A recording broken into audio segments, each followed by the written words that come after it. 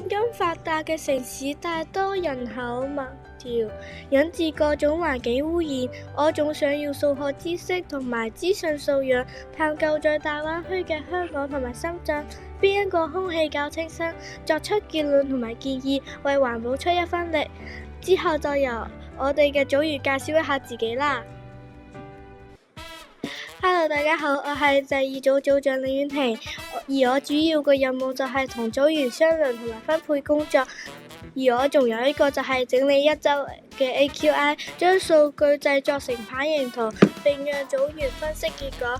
我希望喺呢一次練習中學習製作和閱讀統計圖。大家好，我係韓敬浩，我主要任務係收集人口嘅面積資料，製成表格並進行分析，統計所用嘅頂級開名並組成分數。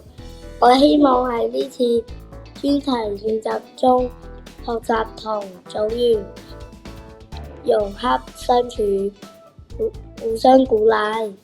大家好，我係伍子軒。在這次專題練習中，我主要負責的是整形空氣清新度表格，總結分組員意見。我希望在這次練習中學識團體合作，和我一齊完成這次專題練習。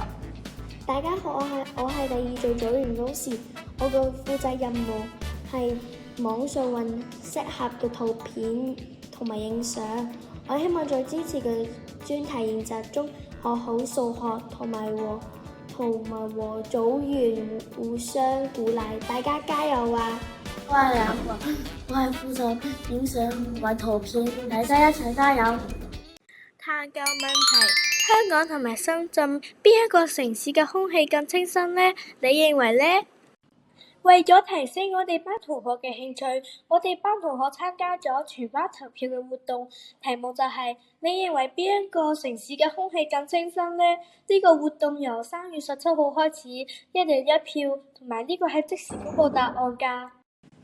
睇下呢個就係我哋班即時投票嘅結果，有16個人認為深圳嘅空氣較清新，有2個人就認為香港同深圳嘅空氣一樣清新，仲有3個人認為香港嘅空氣較清新。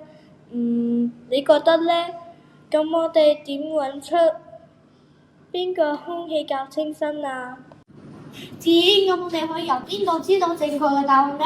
梗係可以從網上揾到啦，你揾到啲資料仲可以分析同埋揾到結果㗎。你咁樣講嘅話，我都有嘢可以同你講啊！我哋可以由課堂所學同埋日常生活揾到正確答案啊！資訊素養，我哋喺網上揾資料嘅時候，記得要睇著作版權同埋資料出處啊！我哋可以用持證人的方法嚟判斷資料的可信性，我哋仲可以睇網站的頂級網頁嚟判斷資料的可信性。我哋小學生一般都會用到以下的頂級網頁.com 商業.org 機構.edu 教育.gov 政府.net 網絡。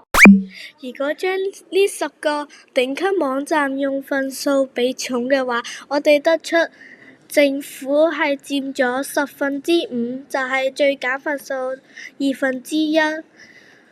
機構嘅話就係佔咗2%，最揀就係1/5。商業佔咗2%，最揀就係1/5。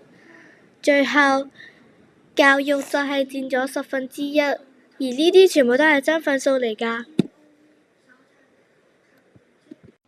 影響空氣清新度嘅原因有自然界，除咗自然界，同埋我哋仲有人類活動會影響空氣清新度嘅原因㗎。我哋揀咗人類活動嘅人口密度。我們利用香港同深圳政府官網得出總人口同總面積嘅數據，並且製成表格。下一個問題就係點得出呢兩個城市嘅人口密度呢？如果要揾出呢兩個城市嘅人口密度，我哋就要用平均數啦。講到平均數，我就諗到除法。首先，我哋先把香港嘅總人口同埋總面積除咗佢，咁就係754萬除1114.57，大約嘅面積就係6765人每平方公里。深圳都一樣，我哋得出人口密度大約係8841人每平方公里。我做推測香港嘅空氣比深圳嘅空氣清新，因為香港嘅工廠數目較少，香港嘅車輛數目都較少，香港嘅人口密度係比深圳嘅人口密度少。由於呢個係數學嘅專題研習，我哋當然係用數據來推測我哋嘅驗證啦。咁我哋用咩嚟推測呢？我哋會利用 AQI Air Quality Index 空氣質素嚟鑑定香港同深圳每一日嘅空氣清新度 AQI， 會否空氣嘅清新度分成6種顏色，我哋都可以觀察一星期香港同深圳嘅 AQI 指數，然後製成表格同棒形圖，方便去查閱。我哋用我7日嘅資料記錄落嚟，然後製成表格，得出由3月16日到3月22日呢個星期嘅香港同深圳 AQI 指數。我哋睇一下，我哋睇到香港連續7日空氣指數都係中等嘅，黃色部分佔咗7%，而深圳分別有2個顏色3%，有3日嘅空氣指數係中等，而4日4%，空氣污染指數嘅顏色係橙色嘅，代表係唔合適敏感人士。為咗方便，我哋製成棒形圖。我哋再睇下一頁。我哋將香港和深圳7日嘅 AQI 製作成棒形圖。你睇下呢個圖，明顯香港嘅棒形圖比深圳嘅棒形圖低，呢個就講明香港嘅空氣比深圳嘅空氣清新。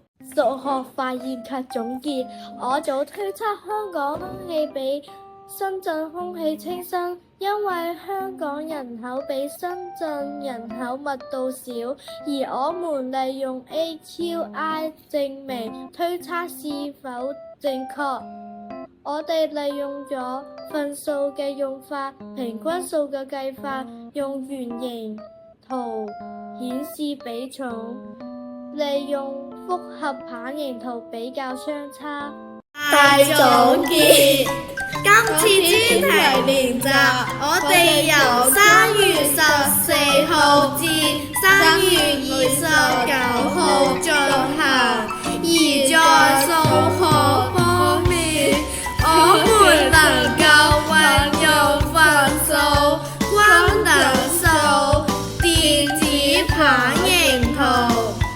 資訊素養嘅話，我哋明白如何篩選正確的資料及提醒自己注意版權問題。常識知識，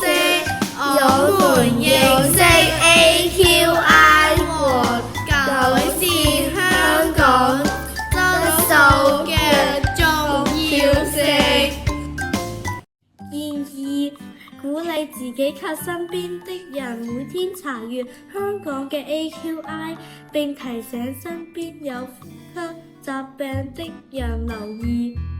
我勸過大家長大咗都冇吸煙，如果身邊有人吸煙嘅話，你有勸佢戒煙㗎。我哋可以用電動車代替柴油車。身體力行，改善課室同埋屋企嘅空氣流通。我們在英文堂中會借到一張海報宣傳環保。Yes。